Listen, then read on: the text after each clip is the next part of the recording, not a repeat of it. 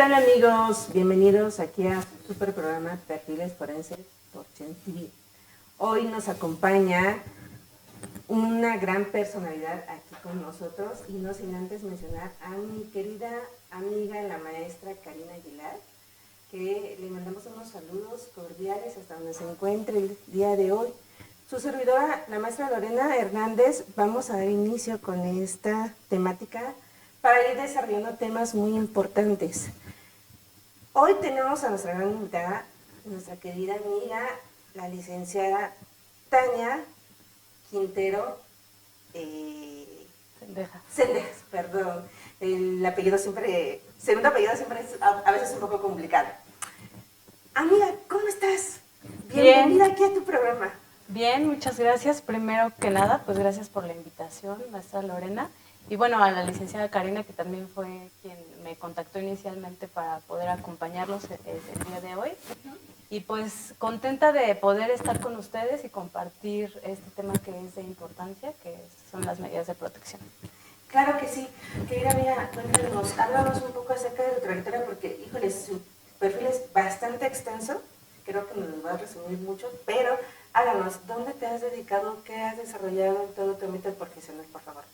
Bueno, yo he estado desde que terminé la facultad, estuve en diversos despachos, litigando en diversas materias. Y bueno, uno de los más representativos fue cuando estuve trabajando en la Defensoría de Oficio del Estado de México.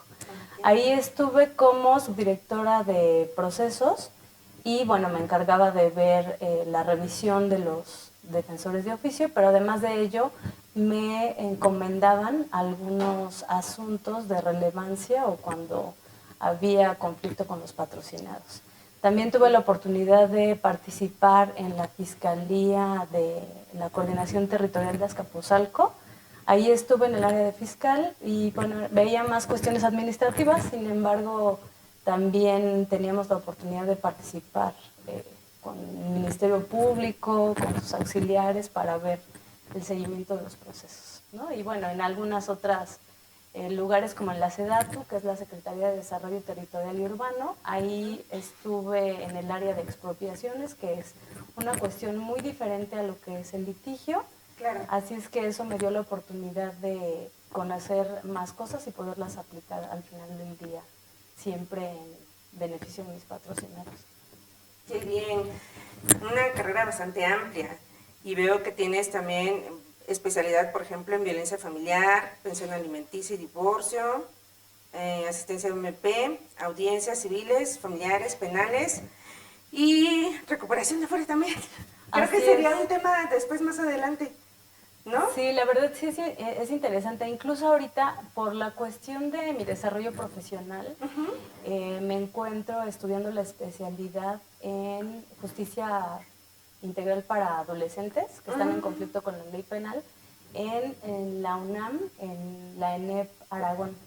Y la verdad es muy interesante, sobre todo porque en el desarrollo de mi profesión, la mayor parte o digamos que la parte más importante de mis patrocinados se refiere a cuestiones de índole familiar. Claro. Y de ahí derivan, bueno, pues muchas cuestiones de violencia, cuestiones donde están relacionados niñas y adolescentes. Y bueno, pues es por eso mi interés de adentrarme un poco más a esa cuestión de esta especialidad y que además ahora con el nuevo Código Nacional de Procedimientos Civiles y Familiares que va a entrar en vigor, ya uno de los artículos te señala la necesidad de que estés especializado para la protección de estas personas, de niños, niñas y adolescentes. Claro, claro que sí, toda área se tiene que especializar precisamente, ¿no? Tanto el área jurídica como el área también psicológica a la que yo me dedico, es un tema fundamental. Y no por nada nos trae el día de hoy el tema de medidas de protección. Así es. A víctimas, ¿no? Exactamente, bueno. Cuando hablamos de medidas de protección, siempre pensamos que es, a veces incluso hasta sobreproteger, ¿no? ¿Sí? O a veces incluso hasta sobreinterpretar. Ah, sí, es violentar antes de, ¿no? Pero, ¿qué es una medida de protección? Mira, las medidas de protección es una facultad que tiene en este caso el Ministerio Público de velar por la protección de las víctimas. Pero no solo el Ministerio Público es quien lleva a cabo este mecanismo, sino también los juzgados, los jueces, ya sea en materia penal o en materia civil y familiar. ¿Cuál es la finalidad de esto? Bueno, justamente otorgarle protección a la víctima. Ahora, fíjate que en este punto, que es una cuestión sobre la que estoy tratando de hacer un artículo, porque en mi vida profesional me ha tocado que uno de los principios importantes sobre esta medida de protección es el principio de buena fe. Claro. Que incluso se encuentra regulado en el artículo 5 de la Ley General de Víctimas. ¿Qué nos dice este principio de buena fe? Bueno, que todas las personas cuando llegan con el Ministerio Público a hacerle de conocimiento hechos de violencia de los que se encuentran afectados, lo hacen sin que exista en ese momento, hasta ese momento, cuando le hacen del conocimiento de esa noticia criminal, únicamente con su buena fe de que lo que están manifestando es verdad. Sin embargo, me ha tocado en la práctica profesional que muchas de las chicas que se presentan a hacer del conocimiento del Ministerio Público de alguna autoridad este hecho son falsos. Sí. Y estos derivan de cuestiones de rencillas con la pareja, de tratar de obtener que a la parte contraria se le genere un perjuicio. Claro. Entonces, yo creo que esta parte es muy importante y que hay que hacer conciencia de ello. Te comentaba porque yo en mi desarrollo profesional he tenido la oportunidad de defender a la contraparte, es decir, a los hombres que son afectados y que me dicen, y que al momento de que vemos todo el desarrollo del procedimiento, pues te das cuenta que ni son violentos, ni son generadores de violencia, que todo viene por una circunstancia de una rencilla que tienen con la pareja, ¿no? Y que quieren, pues, hacerlo únicamente con el afán de perjudicarlos. Y eso es importante porque se está haciendo una mala utilización de este mecanismo que tenemos las mujeres para poder frenar las cuestiones de violencia. Claro, y incluso la credibilidad del testimonio, ¿sí? Cómo está en juego en esta parte, ¿no? Incluso como medida también de protección, ¿sí?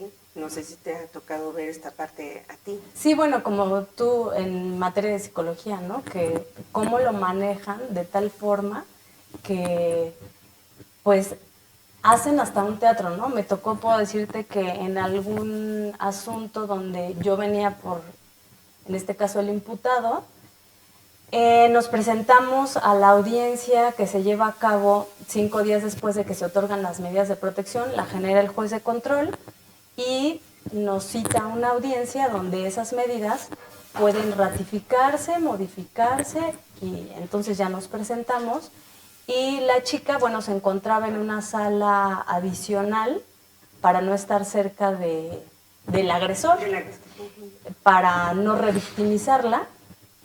Y al momento que nosotros empezamos a hacer, obviamente, las manifestaciones en defensa de nuestro patrocinado, la señora empieza a hacer un show como que, ay, me siento mal, y ya la sacan de la sala, ¿no? Pero después de, insisto, de que te das cuenta de todo el desarrollo de la problemática que se te presenta y que al final, bueno, en ese asunto logramos que el señor saliera fuera de esa circunstancia y que no se ratificaran las medidas, te das cuenta de el mal uso que hacen en atención a este principio que te comento. Claro, un tema fundamental que acabas de tocar, querida amiga, fíjate que es la revictimización que se realiza, ¿sí? Porque si bien muchas de las veces existe una carencia dentro de los protocolos de actuación que debe practicar el perito oficial, no está ni siquiera amparado, resguardado, avalado que estas evaluaciones existan. Exacto. ¿Sí? Fíjate que justo en ese punto y con esta persona que te digo en este asunto en particular, pasaba que hacen justamente regularmente las mujeres que son víctimas de violencia, aquí en la Ciudad de México ya se acuden a los centros de justicia para mujeres, que hay uno en Azcapotzalco, uno en Tlalpan y uno en Iztapalapa. Entonces, cuando llegan a solicitar la asistencia, que les dan la asistencia jurídica y psicológica, en el área psicológica justamente se hace lo que llaman ellos un formato de riesgo. Y en ese formato de riesgo hacen una serie de preguntas como cuántas veces se lleva a cabo la violencia, si la persona tiene armas, si, en fin, ¿no? Si la ha amenazado de muerte a ella o a sus hijos. Y en base a eso es como realizan la evaluación de riesgo. Claro. Y es algo que yo atacaba en esa audiencia. Dije, bueno, a ver, ¿cómo es posible que tú me digas que con un cuestionario de 10 preguntas ya puedes evaluar el riesgo de la víctima? Claro. Cuando incluso hay normas oficiales mexicanas en materia de salud que establecen que para llegar a esa conclusión del riesgo, debe haber una serie de decisiones. Digo, bueno, tú podrás decir exactamente de la cuestión en psicología, ¿no? Pero bueno, yo lo estudié en base a eso y así lo manifesté. Y bueno, inicialmente la juez manifestaba que son preventivas, pero al final es una cuestión que trae un acto de molestia, en este caso para las personas. Ahora, sobre este particular, había muchas personas que me hacían la pregunta de lo que pasa, ¿no? ¿Cómo hago para que si el Ministerio Público ya señaló unas medidas de protección, las ejecute? Porque a veces no las lleva a cabo. O, en el caso de yo como imputado, que en defensa del imputado, ¿cómo puedo hacer si, por ejemplo, me señalaron no solo no acercarme a la víctima, sino me señalaron también el que me saliera del domicilio, ¿no? Porque puede ser que a los hombres regularmente es a los que le dicen, pues aunque sea tu casa, aunque tú estés pagando, aunque tú la rentes, con permiso te sales, ¿no? Sí. Entonces, sobre ese particular, ¿qué es lo que se puede hacer? Bueno, muchos tienen la idea de que se puede promover una audiencia que es por omisiones del Ministerio Público, pero no es así, porque las omisiones del Ministerio Público ven una cuestión sobre la omisión que el Ministerio Público hace sobre la investigación, que no tiene nada que ver con la medida de protección. Exacto. Entonces, aquí, ¿qué es lo procedente? Promover un amparo indirecto, solicitando una suspensión con efectos restitutorios. ¿Cuál es la finalidad o cuál es lo que se obtiene con eso? Que el juzgado de distrito, una vez que emita la suspensión con efectos restitutorios, deberá restablecer esas medidas de protección. Claro, y como bien dices tú, todas esas medidas son restrictivas, no son preventivas, porque ya el hecho ya se ha consumado muchas de las veces, ¿no? Sí, fíjate que, o sea, inicialmente las medidas de protección sí son para prevenir, para poder erradicar la violencia de manera inicial, son temporales. Sin embargo, la ley igualmente en el artículo 137 nos establece que esas medidas tienen una duración inicial de 60 días, que son temporales. Y que dependiendo la circunstancia de si sigue generándose la violencia, pueden prorrogarse por 30 días más. Claro. Sin embargo, si la parte que la solicita, o en este caso el Ministerio Público, la víctima, el ofendido, proporcionan elementos suficientes de los que se establezca que sigue habiendo el riesgo inminente contra la víctima, pueden ser incluso de manera indeterminada. ¿Por qué razón? Bueno, siempre y cuando se establezca que existe el riesgo. De hecho, por eso también no solo debemos apoyarnos del Código Nacional de Procedimientos Penales, sino de muchas legislaciones, como la Ley General de Víctimas, como ahora la Ley de Acceso a las Mujeres a una Vida Libre de Violencia, que hay en general y que hay también para la Ciudad de México, para el Estado de México, donde nos establece que esa temporalidad puede ser indeterminada con una revisión periódica de 3 meses, justamente si se acredita que hay la circunstancia de que persiste el riesgo contra la víctima. Eso es lo más importante. Sí, definitivamente. En estos puntos, muchas de las veces cuando estás dentro de la práctica, ¿qué es lo más difícil que te ha sucedido dentro de las medidas de protección a víctimas? Pues mira, eso, justamente muchas veces llegan las mujeres, ¿no? Desgraciadamente que me dicen, es que, ¿sabes qué? Fui a denunciar al Ministerio Público y me dicen que si no llego golpeada o con alguna lesión visible, no hay violencia y que pues es una cuestión que debo obtener de medida de protección en el ámbito familiar, ¿no? O que me vaya a demandar allá y que allá lo vea, ¿no? Claro.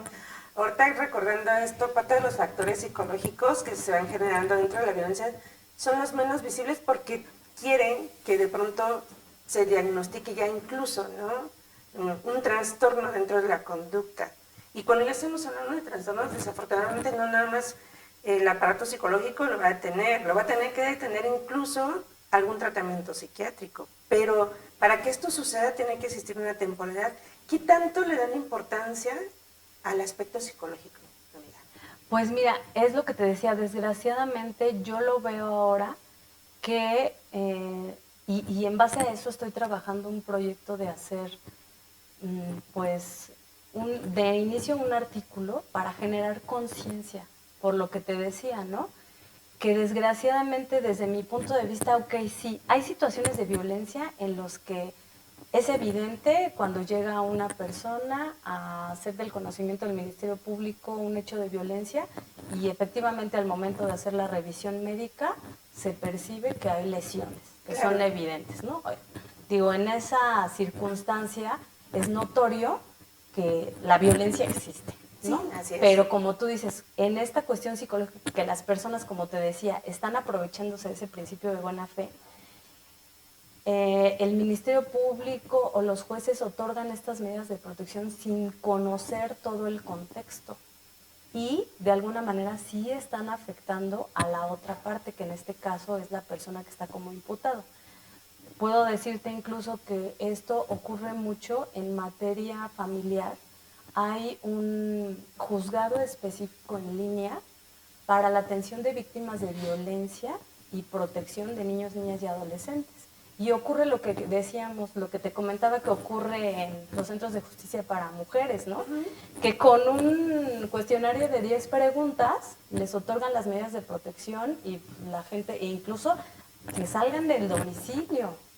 Y por ejemplo, en este juzgado en línea que te comento, igualmente, la persona puede hacer su demanda inicialmente y manifestar hechos de violencia en la que señala quién es el agresor, cuál es la supuesta violencia que está generando, psicológica, emocional, económica, patrimonial, y ya con eso es razón suficiente para que les otorguen las medidas de protección. Sí, de pronto la interpretación o el proceso de coadyuvar, ¿no?, a esta parte de los temas jurídicos, sí es una limitante dentro de nuestra misma práctica. Y tal vez no porque sea desde desconocimiento de nosotros, sino porque el que opera muchas de las veces tampoco no es objetivo. Exacto. Sí. No, y como dices, no, y en la pregunta que decías, no toman desde mi punto de vista en cuenta la cuestión psicológica real, sí, sino que únicamente se van por una manifestación. Y si bien es cierto, ¿no?, los jueces o al momento de que nosotros combatimos esa parte dicen, no, es preventivo. Ok, sí es preventivo, pero ya estás afectando, ya estás causando un acto de molestia en contra de mi persona y a veces, digo, el alejamiento del lugar, de donde la prohibición de acercarte a la víctima, bueno, pues no hay problema, ¿no? Se entiende. Pero ya, insisto, sacarte del lugar de donde vives por una cuestión que además al momento de que se desarrolla el procedimiento se acredita que fue un hecho falso, sí, esto debería traer una consecuencia y por desgracia no la hay. No la hay, exacto, muy de acuerdo contigo, amiga, no la hay, no la existe. En un caso que yo seguí muy de cerca, en esta situación, el señor pierde el trabajo porque incluso trabajaban juntos, ¿no? En la misma empresa, no en la misma área, pero la empresa prefirió mejor quitar al señor. Y si no tiene los medios económicos para estar, le quitan la casa, le quitan incluso a los hijos y le quitan el trabajo. No es tampoco una situación en la que estamos actuando con objetividad. Y después del transcurso de todo lo que sabían que se iba a venir con las audiencias, el procedimiento y todo lo demás, la señora le otorga el perdón pensando que eso ya iba a ser ser suficiente. Exacto, ¿no? ¿Qué sucede ahí? Explícales por favor a nuestro auditorio, porque yo siempre les digo, hagan conciencia que el daño ya está ahí. Y muchas de las veces no solamente psicológicamente es irreversible, sino hasta jurídicamente, ¿o no, amiga? Pues mira, en este punto, efectivamente, en la cuestión psicológica, pues ya hay una afectación, ¿no? Exacto. Pero en ya la cuestión jurídica, hay la posibilidad, nada más que sí es complicado, hay la posibilidad de que una vez que se acreditara que existe una denuncia falsa, esto también es un hecho con apariencia de delito que puedes denunciar, claro, como denuncias falsas. ¿Por qué? Porque desgraciadamente, como te decía, las mujeres algunas están ocupando indebidamente este principio de buena fe, el perjuicio de las personas. Entonces, bueno, lo que debe hacerse es que una vez que el Ministerio Público, en este caso si fuera en esa parte, ¿no?, de la investigación, emitiera una determinación en el sentido de que no hay elementos, tratar de que con esa resolución se pudiera iniciar una investigación sobre una denuncia falsa. Claro. Pero, ¿qué es lo que ocurre en la práctica profesional? Que muchas de las personas dicen, yo ya no quiero problemas. No. Ya lo único que quiero es terminar con este asunto que me está causando un perjuicio, porque además, el desgaste económico. El desgaste económico, el desgaste físico, emocional y el estar yendo a las diversas citas que se llevan a cabo en el procedimiento, los hace tener que estar pidiendo tiempo y a veces en el trabajo ya no los dejan y eso les hace, como el asunto que estás comentando, que los corren del trabajo y entonces ya trae otra cuestión, ¿no? Sí, así es. Un despido injustificado y tener que demandar, pero mientras me quedé sin trabajo y sin dinero y si tengo una familia que mantener, pues peor. Exacto. Sí, situaciones lamentables que muchas de las veces se tienen que resarcir, no de la manera tan efectiva, pero pues de lo que hay se tienen que tomar, ¿no? Exactamente. Sí. Amiga, ¿dónde te podemos buscar, localizar? Bueno, como te comentaba previo que entráramos a cámara, es que estoy con un grupo de amigas y amigos formando una asociación de mujeres juristas, justamente porque me ha pasado en la práctica profesional que a veces las víctimas de violencia se acercan más a las mujeres, porque se entienden, o ellas entienden que hay mayor empatía. Claro. Tienen la oportunidad, digo como psicóloga a lo mejor podrás decírmelo, que tienen la oportunidad de desahogarse porque a veces van contigo y no solo te piden la asesoría, sino que ya se desahogaron y un consejo incluso de manera personal y demás, ¿no? Entonces, estamos creando una asociación de mujeres juristas que se llama Temis Legal México. Okay. Y nos pueden localizar en Facebook como Temis Legal México, Asociación de Mujeres Juristas, y a los teléfonos 55 16 16 99 69 12 o déjame, el otro número es 55 27 87 94 39. Sobre esta cuestión de Temis Legal, puedo decirte que ya estamos tratando de conformar una red. Por ejemplo, en el Estado de México, en el Valle de México está la servidora, está la licenciada Sandra Pérez Rodríguez, la licenciada Luz Karina Esquivel Gómez, y en el Valle de México, aunque es una asociación de mujeres juristas, también colaboran con nosotros colegas varones. Y en el Valle de Toluca está el licenciado Julián Hernández Nicolás. Aquí en la Ciudad de México está el licenciado Paolo Muñoz Monter. Y bueno, en Puebla está la licenciada Frida Rubinstein, en Veracruz está la licenciada Mirna Madrigal, en Guerrero está la licenciada Santa Cruz Morales y en Tlaxcala está la licenciada Brenda Romero. Todas ellas, inicialmente se hace el contacto en Facebook, si es que quieren localizarnos, o en alguno de los números, y ya si estuvieran en algunos de estos estados que les comento, podemos canalizarlos sin problema.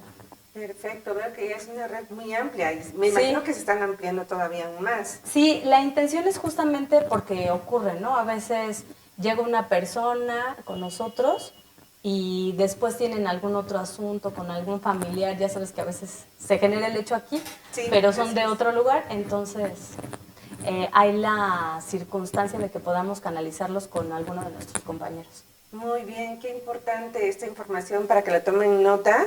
Y de manera particular, ¿dónde te podemos localizar, por favor? Bueno, en ese número, el 55 16 99 69 12, y el despacho de Temis Legal en el Estado de México se encuentra en el municipio de Tecámac. Okay. En Avenida 16 de Septiembre, número 12, en la Colonia Centro, a un costado del Palacio Municipal. Ok, ¿tus redes sociales personales? Mi correo electrónico es tqc2802@gmail.com. Muy bien. Bueno, pues es un tema muy amplio, obviamente. Espero que no sea la primera vez, ni la última. Querida amiga, un placer poder desarrollar esos temas de interés, sobre todo para toda nuestra audiencia que nos sigue, porque sí tenemos muchos seguidores que de pronto nos envían, ¿no? Y queremos diversos temas y etcétera. Ahorita ya te comprometí con el de Afore porque habemos muchos interesados en la recuperación incluso, ¿no? De la Afore. Y eso es algo muy importante y valioso que pues todo trabajador también lo tiene que tener, así que ya estás comprometida con ese tema, amiga. Muchas gracias.